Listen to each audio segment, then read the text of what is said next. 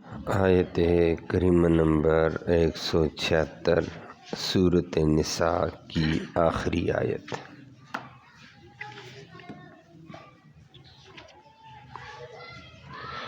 الحمدللہ عدد خلقہ ورضا نفسہ وزنۃ عرشہ ومداد کلماتہ والصلاة والسلام علی صفوت رسلہ وخیر خلقہ محمد وآلہ وصحبہ، اما بعد فاعوذ باللہ من الشیطان الرجیم، بسم اللہ الرحمن الرحیم۔ یستفتونک قل اللہ یفتیکم فی الکلالہ ان امرؤ ہلک لیس لہ ولد ولہ اخت فلہا نصف ما ترک وہو یرثها ان لم یکن لہا ولد فإن كانت اثنتین فلہما الثلثان مما ترک وإن كانوا إخوة رجالا ونساء فللذكر مثل حظ الأنثيين يبين الله لكم أن تضلوا والله بكل شيء عليم۔ صدق اللہ العلی العظیم وبلغنا رسولہ النبی الامی الکریم۔ قابل صد تکریم معزز سامعین کرام، آیت کریمہ کے اندر سورۃ نساء کے آخر میں دوبارہ میراث کا ایک حکم بیان فرمایا، اور وہ اس آدمی کی میراث بیان فرمائی کہ جس کے کا باپ بھی نہیں ہے، دادا بھی نہیں ہے، اور اولاد میں سے بھی اس کی اولاد ہی نہیں ہے، نہ بیٹا ہے نہ بیٹی، نہ پوتا ہے نہ پوتی، کچھ بھی نہیں ہے، تو میراث اس کی کیسے تقسیم کی جائے گی؟ وہ لوگوں نے اپنے دور میں نبی کریم صلی اللہ علیہ وسلم سے فتویٰ پوچھا، اللہ نے جواب میں ارشاد فرمایا، اللہ تمہیں فتویٰ دیتا ہے کہ ایسا بندہ جس کے اصول بھی نہیں فروع بھی نہیں، تو اگر اس کی ایک بہن ہے، اولاد اس کی نہیں ہے، تو بہن کو ثلث ملے گا، باقی اس کے عصبات، دور کے رشتہ دار، اس کے چچا تائے جو ہوں گے ان کو ملے گا، اسبا کو۔ اور اگر اس کا بھائی موجود ہے، عورت فوت ہو گئی ہے، بھائی ہے، تو بھائی ساری جائیداد کو لے سکتا ہے۔ نمبر 3 ساتھ ساتھ کہہ دیا ہے کہ اگر بہن ایک نہیں 2 ہی بہنیں ہیں بندی کی، فرمایا 2 بہنوں کو 2 ثلث مل جائے گا، باقی تیسرا ثلث اس کے عصبہ کے اوپر چچے تاؤں پر چلا جائے گا۔ اور اگر اس کی بہن بھائی مشترک ہیں کہ بہن بھی ہے بھائی بھی اس کے ہیں، تو فرمایا پھر بہن بھائیوں کا ہے، لیکن تقسیم کیسے ہوگا؟ للذکر مثل حظ الانثیین، بہن کو سنگل بھائی کو ڈبل، بس جائیداد ختم ہو جائے گی۔ آخر میں اللہ نے فرمایا تمہیں کھول کھول کر یہ احکام اس لیے سنائے تاکہ ان پہ عمل کرو اور گمراہی سے بچو، اللہ ہم سب کو بچائے۔ لفظی ترجمہ سماعت فرمایا یستفتون، صحابہ نے پوچھا تھا اس لیے اللہ نے وہی انداز اختیار کیا، یستفتون، وہ لوگ فتویٰ طلب کرتے ہیں کا آپ سے، نبی آپ سے وہ فتویٰ طلب کرتے ہیں، قل ان کو یہ بتا دو، اللہ یفتیکم، اللہ فتویٰ دیتا ہے تمہیں، فی الکلالہ، کلالہ کے بارے میں، کلالہ وہ جس کے نہ اصول ہے نہ فروع ہے، کہ ان امرون اگر کوئی بندہ تھا ہلاک فوت ہو گیا لیس لہو ولدن اور اس کی کوئی ولادت کا رشتہ نہیں، وَلَهُ أُخْتٌ اور اس کی ایک بہن ہے حقیقی بہن یا لاتی بہن باپ شریک، فَلَهَا اس کے لیے ہوگا نصف ما ترک آدھا حصہ اللہ۔ اور نمبر 2 وہ اگر وہ عورت فوت ہو گئی یا بندہ تو اس کا بھائی ہے تو وہ بندہ بھائی یرثھا اس کلالہ کا وارث ہو جائے گا سب کے سب مال کا، علم یکن لہا ولد اگر اس کلالہ والی بہن کا کوئی ولادت کا رشتہ نہیں تو، فَإِنْ كَانَتَا اگر وہ 2 بہنیں تھیں اثنتین 2، فَلَهُمَا تو ان کے لیے ہوگا الثلثان 2 ثلث مما ترک جو مال اس نے چھوڑا ہے، وَإِنْ كَانُوا إِخْوَةً اگر وہ بھائی بھی ہیں اور بھائی بہن مشترک ہیں، رجالن کچھ مرد و نساء اور کچھ عورتیں، فَلِلذَّكَرِ پھر مرد کے لیے ہوگا نر کے لیے ہوگا مثل حظ الانثیین 2 مادہ کے حصے کے برابر، 2 بہنوں کے حصے کے برابر ایک بھائی کو ملے گا۔ یبین اللہ رب العالمین کھول کھول کر بیان کرتا ہے لکم تمہارے لیے یہ مسئلے، ان تضلوا کہ تاکہ تم گمراہ نہ ہو جاؤ، ان لا تضلوا کہ تم گمراہ نہ ہو جاؤ، واللہ بکل شیء اور اللہ رب العالمین ہر چیز کو علیم خوب جانتا ہے۔ سورۃ نساء کے شروع میں بھی وراثت کے بڑے تفصیلی احکام آئے تھے، چونکہ عورتوں کو میراث نہیں دی جاتی تھی، یتیم بچوں کو میراث نہیں دی جاتی تھی، اس وجہ سے شروع صورت میں بڑے تفصیل سے عورتوں کے احکام بیان فرمائے، یتیموں کے احکام بیان فرمائے، اور ان میں سے 12 ذوی الفروض کو بیان کیا، ان کے حصے مقرر بتا دیے، فلاں کو اتنا حصہ، فلاں کو اتنا حصہ، فلاں کو اتنا حصہ۔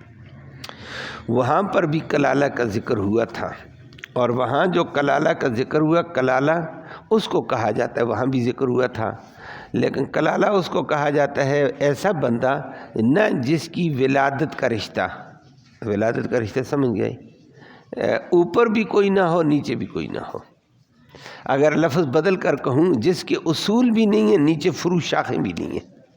اصول میں کون ہوتا ہے؟ ماں اور باپ، یہ انسان کی اصل ہے، اور نیچے شاخوں میں کون ہے؟ آگے بیٹا ہے، بیٹی ہے، پوتا ہے، پوتی ہے۔ تو ایسا بندہ بھی کبھی کبھی دنیا میں پایا جاتا ہے جس کا نہ اوپر ماں باپ ہے نہ نیچے کوئی اولاد میں سے ہے، اولاد ہوئی نہیں، ہوئی تھی تو فوت ہو گئی ہے، تو اس کو کلالہ کہتے ہیں۔ تو وہاں بھی کلالہ کا ذکر ہوا تھا آیت کریمہ نمبر 12 میں، لیکن وہ کلالے کی اس کا ذکر کیا، اس کی احیافی بہن بھائیوں کا ذکر کیا تھا۔ احیافی بہن بھائی اس کو کہا جاتا ہے ماں شریک، جس کو ہم کہتے ہیں۔ آج اللہ نے کلالے ہی کی میراث ذکر کی ہے، ایسا کلالہ جس کے والد نہیں ہے، دادا نہیں ہے، اور نیچے بندے کا بیٹا بیٹی، بیٹی کی اولاد، بیٹی کی اولاد بھی نہیں ہے، کچھ ہے ہی نہیں نیچے۔ کبھی ایسی بھی ہوتا ہے بندے نے شادی ہی نہیں کی، جائیداد کمائی ہے، کبھی شادی کی تھی اولاد ہی نہیں ہوئی بیچارے کی نیچے، کبھی ایسے بھی ہوتا ہے اولاد تھی لیکن بندے سے پہلے فوت ہو گئی ہے، بیٹی تھی بیٹا تھا فوت ہو گئے، آج بیچارہ فوت ہو گیا ہے۔ ایسے کئی ایسے آتے رہتے ہیں واقعات کہ فلاں بندہ فوت ہوا ہے جی اللہ رحم فرمائے، کوئی بیٹا کہتا کوئی نہیں، بیٹی کوئی بھی نہیں، یا تو شادی بیچارے نے نہیں کی تھی، یا شادی کی تھی اولاد اللہ نے نہیں دی تھی، یا پھر پہلے ہی فوت ہو گئے تھے۔ اور والدین پھر تو بندہ بوڑھا ہو گیا تو والدین تو بہت پہلے چلے جا چکے ہوتے ہیں، کبھی جوانی میں بھی ہو جاتا ہے۔ تو ایسے بندے کی میراث کا کیا کریں؟ نہ اس کے اوپر والدین ہیں جو میراث لینے والے ہیں، نہ نیچے اولاد میں کوئی ہے، میراث اس کی ہے جو مال کمایا ہوا ہے۔ بعض دفعہ بندہ اچھا خاصا کماتا رہتا، اولاد ہے ہی نہیں، کماتا سمیٹتا بناتا رہتا ہے۔ تو یہ فوت ہو گئے، اس کی جائیداد، شریعت نے آج اس کی جائیداد کا ذکر کیا۔ احیافی ماں شریک بہن بھائیوں کا ذکر سورہ آیت کریمہ نمبر 12 میں بیان کیا۔ یہاں حقیقی بہن بھائی ہوں یا اللاتی بہن بھائی، اللاتی بہن بھائی حقیقی جس کو ہم کہتے ہیں جو ماں باپ دونوں کا ایک ہوتا ہے، اور اللاتی وہ کہتے ہیں جو باپ شریک ہیں، مائیں الگ الگ ہیں، اللاتی ان کو کہا جاتا ہے، باپ شریک۔ تو فرما دیا ایسا بندہ فوت ہو گیا ہے، نہ اس کے اوپر کوئی ہے نہ نیچے، تو اس کے دائیں بائیں تو ہے نا، اس کی بہن ہوگی بھائی ہوگا۔ تو فرمایا اگر اس کی بہن موجود ہے تو بہن کو اس کی جائیداد کا آدھا حصہ دیا جائے گا۔ حقیقی بہن ہے، کہاں حقیقی بہن ہے اس کو دے دو۔ جی حقیقی تو نہیں ہے، اس کی باپ شریک بہن ہے، باپ ان کا ایک ہے، مائیں الگ الگ تھیں۔ فرمایا اس بہن کو دے دو آدھا حصہ، باقی آدھا فرمایا اس بندے کے چچے ہیں، تائے ہیں، چچے کی اولاد ہے، تائی کی اولاد ہے، فرمایا اگر ہوگی چچا ہوگا تو تایا ہوگا، ان کو باقی جائیداد جائے گی۔ اگر چچا تایا نہیں ہے، اس کے چچے تائی کے بچے ہوں گے، ان کو جائے گی۔ بہن کو آدھا دے دیا، باقی تو نہ اس کے نیچے کوئی ہے نہ اوپر ہے۔ اور نمبر 2 دوسری بات فرمائیے، یہ بندہ فوت تو ہوا ہے لیکن بہن اس کی نہیں ہے، یا عورت فوت ہو گئی ہے، اس کا بھائی ہے، فرمایا بھائی ساری جائیداد کا مالک بن جائے گا، چچوں شچوں کے لیے کچھ نہیں بچے گا، بھائی لے لے گا سارا۔ اگر بہن حقیقی ہے تو وہ آدھا، باپ شریک ہے وہ بھی آدھا لیتی ہے اس بھائی کا۔ اور لیکن اگر بہن فوت ہو گئی ہے ایسی جس کی نہ اوپر والدین ہیں نہ بیچاری کی نیچے اولاد تھیں، تو بھائی موجود ہے، بھائی سارے کے سارے کا وارث ہے۔ ان امرؤ ہلک لیس لہ ولد ولہ اخت فلہا النصف، اگر ایسا بندہ فوت ہو گیا جس کی ولادت کا رشتہ نہیں، اس کے لیے بہن ہے، بہن کو نصف دیا جائے گا۔ اور وہو یرثھا، اگر بہن فوت ہو گئی بھائی موجود ہے، وہو یرثھا، وہ اس عورت کا مکمل وارث ہوگا، ان لم یکن لہا ولد، اگر اس کے ولادت کے رشتے نہیں ہیں تو۔ تیسری صورت ایک بتا دی ہے کہ بندہ فوت ہو گیا یا بندی فوت ہوئی، اس کی 2 بہنیں ہیں، کہا 2 بہنوں کو پھر 2/3 دیں گے، 2 بہنوں کو 2/3 مل جائے گا، ایک بہن تو 1/3 نصف، اگر 2 بہنیں ہیں تو 2/3 اس کو، باقی 1/3 رہتا ہے، کہا وہ چچوں کا، تائی کا، چچے تائی کے بچوں کا ہوگا، حسبہ کا ہوگا۔ اور چوتھی صورت بتا دی ہے وَإِنْ كَانُوا إِخْوَةً رِجَالًا وَنِسَاءً فَلِلذَّكَرِ مِثْلُ حَظِّ الْأُنْثَيَيْنِ، اگر ایک بندہ عورت ہے یا مرد ہے جس کے اوپر بھی کوئی نہیں نیچے بھی نہیں، لیکن دائیں بائیں اس کی بہنیں بھی ہیں بھائی بھی ہیں، مشترک ہیں، اور بھائی 2 4 5 بہنیں ہیں، بھائی بھی ہیں ان میں، تو فرمایا پھر جائیداد ان بہن بھائیوں ہی کی ساری ہوگی، لیکن تقسیم کیسے کریں گے؟ بہنوں کو سنگل، بھائی کو ڈبل حصہ، جیسے اولاد میں سے بیٹی کو سنگل اور بیٹے کو ڈبل، فرمایا پھر اس ترتیب میں ان مال کو تقسیم کر دیا جائے گا، اور پھر باقی چچے تائیں کو کچھ نہیں بچتا ہے، مال یہیں پر چلا جائے گا۔ آخر میں رب العالمین نے ذکر کر کے یہ میراث کا ذکر کیا، کلالے کا، اور ایسے خاندان میں کئی لوگ ہوتے رہتے ہیں، صحابہ میں بھی کئی ایک تھے، اور اللہ نے تو شریعت پوری کرانی تھی۔ حضرت جابر رضی اللہ تعالیٰ عنہ جب بیمار تھے، شدید بیمار ہو گئے، والد ان کا احد میں شہید ہے، ماں بھی شہید ہو گئی تھی، اولاد جابر کی شادی بعد میں کی تھی، ابھی اولاد نہیں ہوئی تھی، 9 بہنیں تھیں جابر رضی اللہ تعالیٰ کی، تو جابر اکیلا تھا، والد جب فوت ہوا تھا تو یہ نابالغ تھا، چھوٹا تھا، احد میں اس کو شریک نہیں ہونے، جنگ میں نابالغ بچے کو شریک نہیں کیا جا سکتا، جہاد میں بالغ کو لے کر جاتے ہیں، نابالغ نہیں جا سکتا ہے، یہ شریعت کا ضابطہ ہے۔ تو یہ احد میں شریک نہیں ہوا، لیکن کہتا ہے میں آیا تھا جب شہداء کی لاشیں اٹھائی جا رہی تھیں تو میں بھی آیا تھا، مجھے پتہ چلا یہ میرے والد صاحب ہیں، تو میں کپڑا چہرے سے ہٹانے لگا کہ والد کو دیکھوں، تو نبی کریم صلی اللہ علیہ وسلم نے صحابہ کو کہا منع کرو اس کو۔ تو منع اس لیے کہ میرے والد کو اتنے زخم لگے تھے اس کا چہرہ پہچانا نہیں جاتا تھا، تو بچہ دیکھ کر تڑپ جائے گا، مجھے روک دیا کہ بھائی کپڑا نہ ہٹانا، میں پیچھے ہو گیا۔ تو میرے والد کی لاش پہچانی بھی نہیں جاتی تھی، میرا والد ڈٹ کر لڑتا رہا۔ یہ زبردست لوگ تھے صحابہ کرام، زخمی ہو رہے ہیں لیکن میدان سے ہٹتے نہیں تھے دین کے لیے۔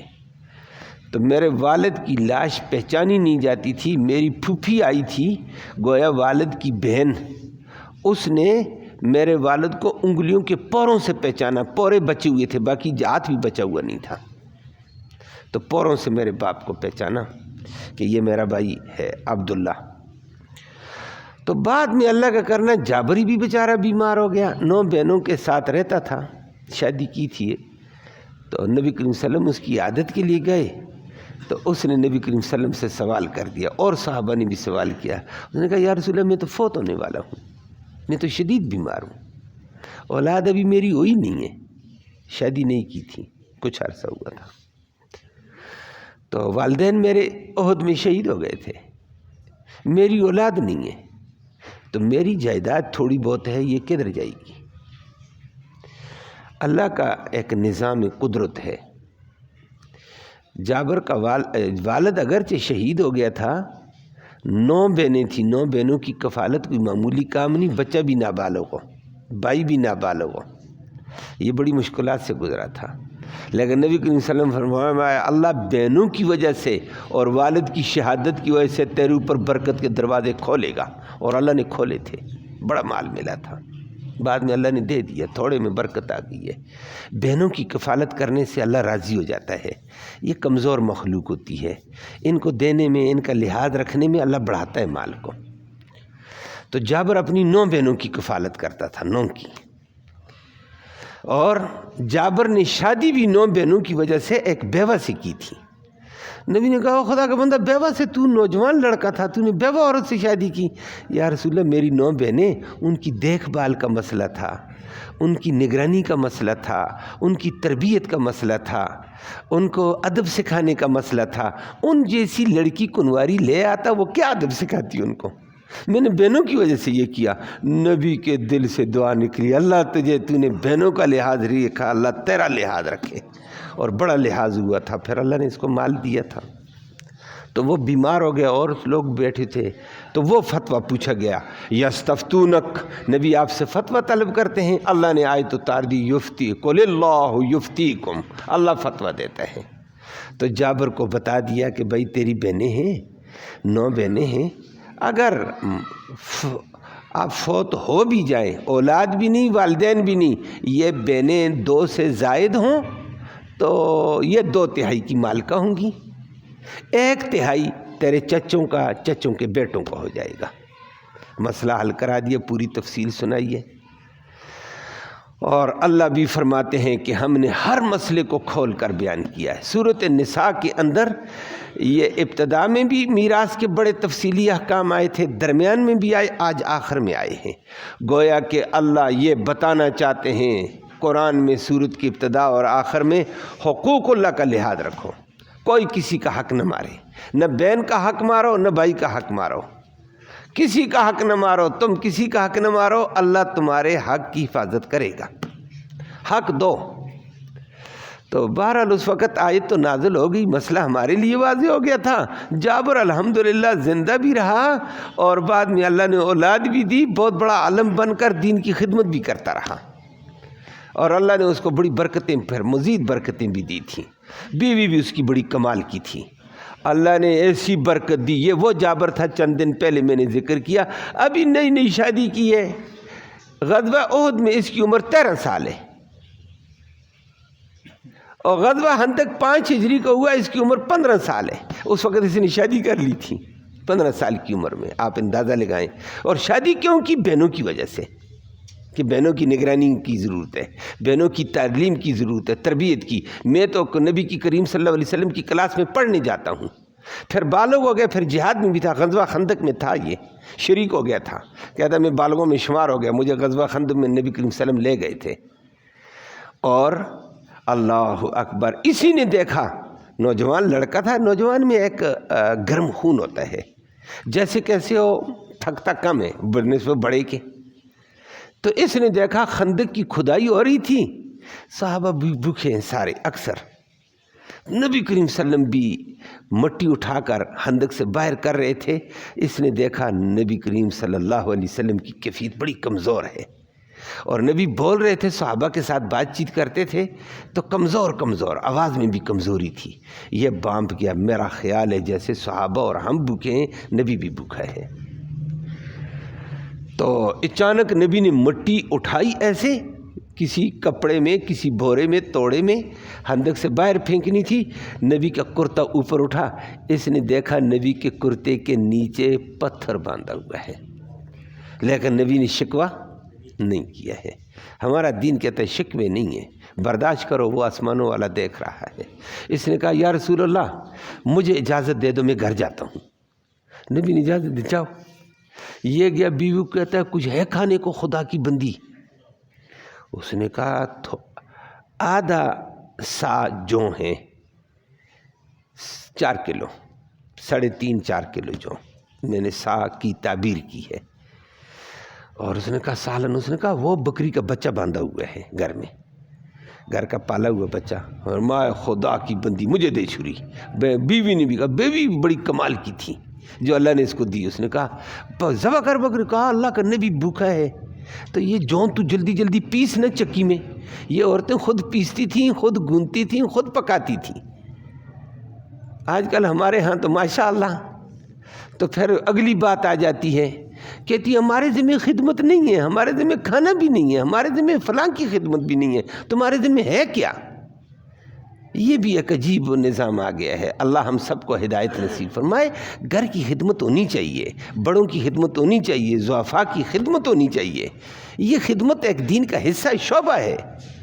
اور اللہ رحم فرمائے، پھر ہمارے طارق جمیل صاحب نے اوپر جلتی کے اوپر بتی جلا دی ہے تیلی، وہ اس نے بھی بیان کر دیا کہ عورتوں کی تمہیں خدمت نہیں ہے۔ عورتوں نے کہا چل بھائی کام ہو گیا ہمارا، اللہ معاف کرے، خدمت ہے، صحابہ کرتے تھے خدمت۔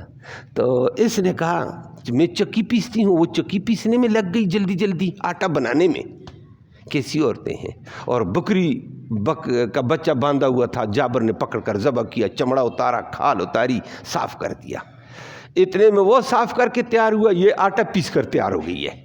اس نے کہا میں آٹا گوندتی ہوں، کہا آٹا گوند کے رکھ، اور یہ بکرا پکا، کاٹ کر دیا اس کو، ہنڈی ہنڈی لگائی۔ اس نے کہا تو جا خندق میں، لیکن نبی کے کان میں جا کر کہنا کہ آپ آئیں، اپنے ساتھ 2-3 بندے لے کر آؤ، تاکہ کام تو ہو جائے کھانے کا۔ 2-3 بندے 4 لے آنا۔ یہ گیا، بیوی کو کہا تو ہنڈی چڑھا، بکرا یہ کٹا ہوا ہے، آٹا گوند لیا، تو بکرا پکانا شروع کر، آٹا گوند کر۔ وہ اپنے کام میں لگی ہوئی ہے، کیسی مشقت والے اعلیٰ لوگ تھے، اللہ ان کو جزائے خیر دے۔ واپس خندق کے پاس جابر آ گیا جلدی، نبی نے فرمایا جابر آ گئے ہو؟ جی۔ فرمایا کھانے کا انتظام ہے؟ جی۔ کھانے کا انتظام تو تھا، نبی نے پہلے ہی پوچھ لیا، وہ کان میں کہنے والا تھا، نبی نے پہلے کھانے کا انتظام ہے؟ کہا جی، قریب ہو کر کان میں کہا یا رسول اللہ ایت انت و نفرن، آپ آئیں اور چند ساتھی آئیں۔ نبی نے خندق کے اوپر کھڑے ہو کر اپنے ساتھیوں کا یا اہل الخندق، او خندق والو، حلمو آ جاؤ، قد صنع جابر سورن، جابر نے دعوت تیار کی، آ جاؤ۔ وہ حیران، یا اللہ اب کیا کروں، دعوت تو خندق والوں کی نہیں ہے، 2-3 بندوں کی ہے، لیکن نبی نے اعلان کر دیا۔ تو جابر ساتھ ساتھ چپ جا رہا ہے، اور چلتے چلتے نبی صلی اللہ علیہ وسلم فرمایا جاؤ بیوی کو کہو آٹا نہ پکانا میرے آنے تک، اور ہنڈی کو چولہے سے نہ اتارنا، جاؤ۔ کہا یا رسول اللہ مجھے بیوی نے کہا تھا نبی صلی اللہ علیہ وسلم آئیں، ساتھ 2-3 بندے آئیں۔ فرمایا آپ جائیں، آگے جاؤ۔ پیچھے پیچھے نبی ساتھی لے کر آ گئے، وہاں جا کر پہنچے، ساتھیوں کو باہر بٹھا دیا، اندر گئے۔ آگے عورت بھی کمال کی تھی نا، یہ ادھر ہوتی تو اللہ اکبر لڑائی بن جاتی ہے، یہ کیا ہو گیا، یہ ہو گیا، وہ ہو گیا۔ اس کو کہا اللہ کی بندی، نبی کریم صلی اللہ علیہ وسلم خندق والوں کو لے آیا ہے۔ کہا آپ نے نبی کو بتایا تھا کہ کھانا اتنا ہے آپ کو اور اتنا؟ جی میں نے بتایا تھا۔ فرمایا پھر نبی نے اعلان کیا؟ فرمایا نبی نے اعلان کیا، نبی جانے، نبی کا رب جانے۔ ہم اپنی ذمہ داری کے قائل ہیں، ہم سے غلطی نہ ہو، بس آپ نے بتا دیا، چھوڑو، ٹینشن نہیں ہے، اس رب پہ توکل کر۔ کیسے ایمان والے لوگ تھے، کمال کی خاتون تھی۔ اور نبی کریم صلی اللہ علیہ وسلم اندر گئے، عورت کو کہا اپنی پڑوسن کو بلاؤ، حافظہ کو بلاؤ، روٹیاں پکانے والی 2-3 بلاؤ، تندور جلاؤ، روٹیاں۔ نبی کریم صلی اللہ علیہ وسلم نے وہ آٹا گوندے کے اوپر برکت کے لیے دعا پڑھ کر لعاب مبارک لگایا، دعا کی، فرمایا پکانا شروع کرو۔ 3-4 عورتیں وہ روٹیاں پک رہی ہیں، ادھر ہنڈی کو نبی کریم صلی اللہ علیہ وسلم نے پڑھ کر اپنے خود بیٹھ گئے اوپر، اور ادھر سے روٹیاں پکتی ہیں، باہر دسترخوان ہے، بٹھاتے رہو، لوگوں کو کھلاؤ، وہ اٹھیں اور بٹھاؤ، وہ اٹھیں اور بٹھاؤ، وہ اٹھیں اور بٹھاؤ۔ کھاتے کھاتے کھاتے تندور روٹیوں سے بھرا ہوا، ٹوکرا روٹیوں سے بھرا ہوا، آٹا اسی طرح کا پڑا ہوا، اور ہنڈی پہلے سے بھری ہوئی۔ جابر کہتا مجھے نہیں پتا پہلے گوشت زیادہ تھا ہنڈی میں یا اب زیادہ ہے، مجھے نہیں پتا ہے، بھری آٹا۔ نبی نے سارے خندق کھا کر چلے گئے، اور یہ تھا ایمان، کیسی خاتون تھی، یہ جابر تھا۔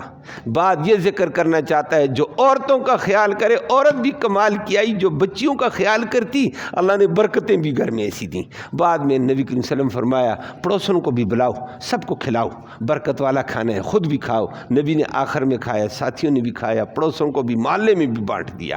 جاؤ، اللہ کی برکت آ گئی ہے۔ اللہ ایسے برکت دیتا ہے۔ اللہ نے آخر میں فرمایا، اللہ نے یہ احکام بیان کیے کہ ہر ایک کو اس کا حق دو تاکہ تم گمراہ نہ ہو۔ اگر کسی کا حق اللہ بیان نہ کرتا، گمراہ ہو جاتے۔ اللہ ہم سب کو اس دین کے تقاضے کو پورا کرنے کی توفیق نصیب فرمائے۔ اللہم صلی وسلم دائما ابدا علی حبیبک خیر الخلق کلہم۔ اللہم انا نسألک الہدی والہدی والعفاف والتقی والغنی۔ اللہم اہدنا واہدنا بہ وجعلنا سببا لمن اہتدی۔ یا اللہ تو رحمت کے فیصلے فرما، کوتاہیوں کو معاف فرما، صغیرہ کبیرہ گناہوں کو معاف فرما۔ یہ قرآن کے سننے سنانے کو اپنی جناب میں قبول فرما۔ اس سننے سنانے کا ایصال ثواب ہمارے اعزاء اقارب جتنے بھی قریب اور بعید زمانے میں فوت ہوئے ان کی روحوں تک اس کا ثواب پہنچا دے۔ یا اللہ ان کی بخشش کے فیصلے فرما، ان کو جنت نصیب فرما، ان کی کمزوریوں کو معاف فرما دیں۔ مولا اس راستے کی ہم سب کو توفیق اور فکر نصیب فرما دیں۔ یا الہ العالمین اس قرآن کی برکت کے طفیل بیماروں کو شفا نصیب فرما، اسپتالوں میں بیمار، گھروں میں بیمار سب کو شفا نصیب فرما، ان کے علاج کو ان کی شفا کا ذریعہ فرما دے۔ یا اللہ محتاجوں کی احتیاج براری فرما، ضرورت مندوں کی ضرورتیں غیب سے پوری فرما۔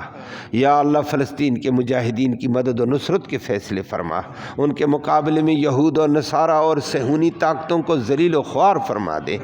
مسلمان کو، اسلام کو غلبہ اور قوت عطا فرما۔ حاضرین مجلس کی نیک مرادیں پوری فرما، نیک ارادوں میں کامیابی نصیب فرما۔